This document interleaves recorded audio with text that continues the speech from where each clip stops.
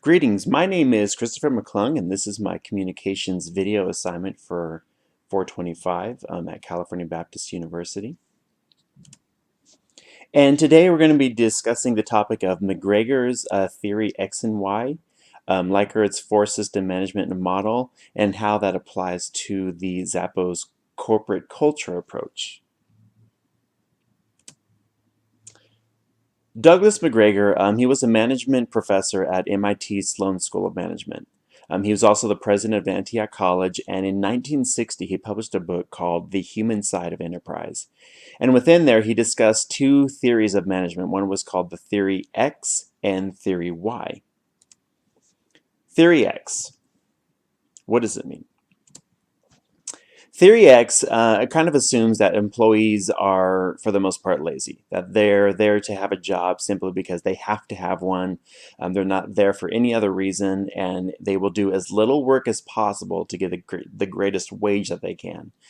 It possesses little capacity for creativity, and is motivated by by psychological and needs of security. So needing income to have a home, to have places to live, food to eat, such things as that. And also the Theory X employee needs to be controlled and directed to accomplish objectives within the company. As an example, you might think of a worker that's working on an assembly line. They're not to talk to the person next to them. They're simply just to create and make their widget and move on to the next project. Theory Y. Theory Y includes that employees are not necessarily lazy, that they have an ambition, that they are there to work legitimately because they enjoy the work that they're doing. There is a possession of capacity for creativity.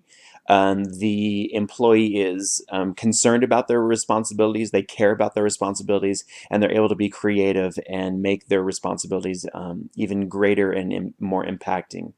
The motivation behind Theory Y is one that has social self-esteem and self-actualization needs. Again, that employee wants to be a part of the company, wants to do their best. And the theory is also that the employee can be self-directed and assume varying levels of responsibility. Again, they're highly invested within the corporation in and of itself. So, in addition to that, there was also the Likert's four-system model, and that stems from a man named Rensis Likert. I'm not sure if I pronounced that correctly, but he was an administrator and organizational psychologist for the U.S. Department of Agriculture back in 1946. He was the creator of a surveying research method which is called the Likert scale. And also he developed in 1960 as well the Likert management system, which is the four-system model that we'll look at today. Those four systems are the exploitative authoritative system, the benevolent authoritative system, consultative system, and the participative system. So let's look at the first one, the exploitative authoritative system. This system says that employees should abide by the decisions that are made by a manager. Essentially, if a manager says you need to do this, then there's no questions asked, you just need to do this. It also says that there is no teamwork within it, that employees are ruled highly by fear, highly by the fact that if they don't do what they're supposed to do, they could lose their job. And the manager doesn't necessarily care what their opinion is on the responsibility. They just want the work done. And there's another picture of Likert in a much older, happier form of life. The benevolent authoritative system. So this says that managers make decisions, employees say what managers want to hear. So an employee may be a yes person, may say, okay, I got that. The managers make all the decisions, and the employee, although they may not disagree or they may not agree with the manager, they'll definitely just say and do whatever they think that manager wants to hear. It sounds like an episode of The Office. Employees are also motivated through rewards. So if they do a good job, they will be rewarded for their good job. And again, their whole basis is trying to make that manager happy. The employee is there to serve that manager. Consultative And this system says that employees have a say in the decision making. Management will consider their ideas. Now, manager may not use their idea, but they'll definitely go to them for ideas. What is their opinion on a decision? What is their opinion on how the work is being done? They want to hear from the employees who are actually doing the work. Is there a better way that this work can be done? Information is shared and employees are motivated by rewards. So again, there's a culture that says that information, is passed between upper and lower levels of the company. Employees, again, they're motivated by, doing a good job, being rewarded for doing that good job, bonuses, promotions, all of that. There is a collaboration there, but still management is the pinnacle of, the way the company is run. And the final system that he discussed was participative, which says management allows employees to directly influence the decisions. So a manager may tell the employee, this is the work that needs to be done, and however you want to go about it is completely up to you. As long as the end result is accomplished, I don't care what you do as far as going about that way. The participative system also allows for a lot of teamwork, responsibility used as motivation, and their economic rewards, meaning everybody shares the responsibilities, everybody is a part of the team, everybody is just as equally important as the manager, as the CEO. Everybody within the organization operates almost as like a family type unit. They're there to do the work, they're there to share in the motivation of the work being complete and the success of the overall economy as well. So progressing ahead, we were asked to look at Zappos.com. There was a video posted that shares about this company, and basically this is a company that deals online. They primarily work with selling shoes online. You can look on their website, get shoes that you want, have them sent to you. If you love them, great. If you don't love them, you can send them back. And they have free shipping both ways. They pride themselves on surprising a customer by saying, we may ship your shoes. We may tell you it'll take 5 to 6 days to ship your shoes, and they'll surprise you by shipping it overnight, so you get them the next day. So they are also known for having a fairly unique but also a corporate culture that is definitely catching on with other places. Like Google has a corporate culture that's similar to this, and a lot of companies are now, trying to make their corporate culture a little more extensive. So we'll look at it. So again, this was based off a video that we watched. It was called the Zappos Corporate Culture Presentation by their CEO, and he just basically discussed, why customer service is important to them, what makes them unique as far as customer service, and that ultimately their culture is to have one that is positive, and with that, they'll have inevitably they will have positive customers service, which will lead to positive customers coming back and forth to buy their products. So in doing some research, I found that there are 10 core values that Zappos has. Number one is to, and these are the 10, deliver wow through services. Again, they'll ship stuff overnight, and surprise you by that.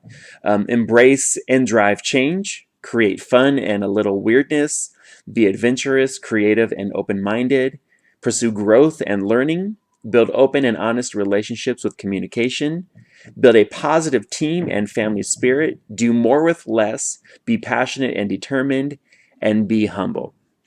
So I wanted to look at some key keywords that are in their core values. Number 2, you notice that they say the word embrace and drive change. Again, that can definitely, you get a taste of what their culture might be like. They use the word create a couple times in there. Be adventurous, creative, open-minded, pursue growth, build open, honest relationships, build a positive team. They're very much concerned about their culture being positive.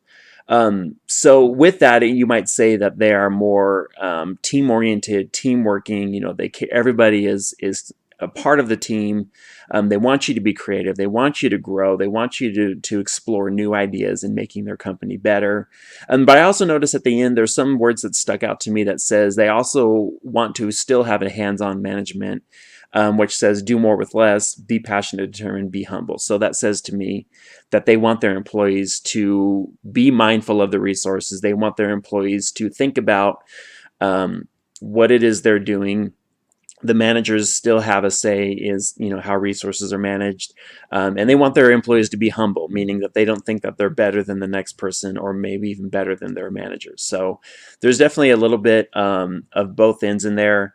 And so looking at these keywords and their overall, core values, it says to me that Tony Heish, and I don't know if I'm saying that right, the Zappos CEO, he's definitely part of the more of McGregor's theory why. He's about teamwork. He's about them being creative, them enjoying, the work that they do. As a manager, he wants to promote creativity and teamwork, and wants them to participate.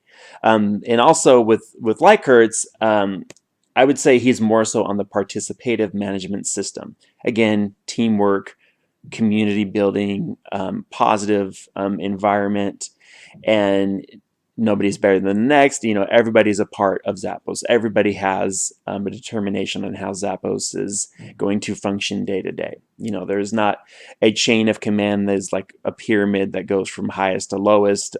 It's more like like King Arthur's round table. So in the end, in conclusion, I asked myself, okay, what is better, the X to the Y, the exploitative, or the participative? What exactly is the best management style? And what I've concluded, at least just for myself, my own personal opinion, is that there is really no defined way on how a manager should treat certain employees, or how a manager should function. Now, I think as a default and how we were created, we're going to function in certain terms. But a manager shouldn't just say, I am a Y manager, and X is bad. X is bad, Y is good, exploitive is terrible, participative is the best. I really think it depends on who your employee is.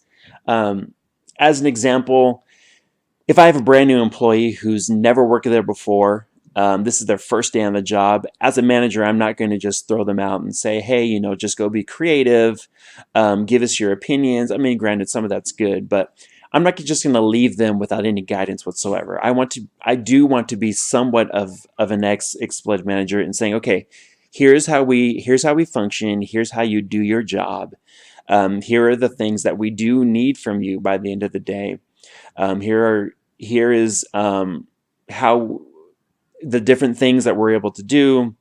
Here's your coworkers, and this is what they normally, how they function, and just kind of give them that guidance, kind of give them that mentorship relationship, but then definitely go into the why participative way of management and leadership, which is, after they've been there for a while, they've got the ropes and they've got some great ideas, definitely say, okay, how can we improve? How can we make things better? And what I'm reminded is one time I had a job several years ago in which they had a policy that if you can think of a way to save us money, we will cut you a check for, however much money we'll save that first year or whatever it was. So like if you thought of a way that would save them, $500,000 a year, maybe they'll give you a check for like $5,000. And so that made employees always want to think about how the environment could be improved. And as well, in addition to just talking about, the X or Y and, being an X and a Y manager, I think it also depends on the individual. Not everybody is the exact same person. Not everybody is functions and thinks the exact same way. Not everybody is right-handed or left-handed. We're all different. God created us all unique. And as managers and leaders, we need to think about what is the best way to teach this person? What is the best way to make this person as a part of our culture? Some employees may need a manager that's more hands-on and more direct with them. Some employees function better without any work or a manager over them. They just want to be free and get their job done at the end of the day. So a good manager can really look at their individual employee and decide, what it is that they can do to help that employee be the better themselves. And again, the overall culture is a definite thing to think about. What kind of environment do you want to create? So that is the conclusion of this video assignment. I learned a lot as far as what it means to be a leader, what it means to be, even for me, to be a teacher, a worship leader. And so I'm very glad that I got to learn this material, and hopefully this will help somebody in the future. Thank you.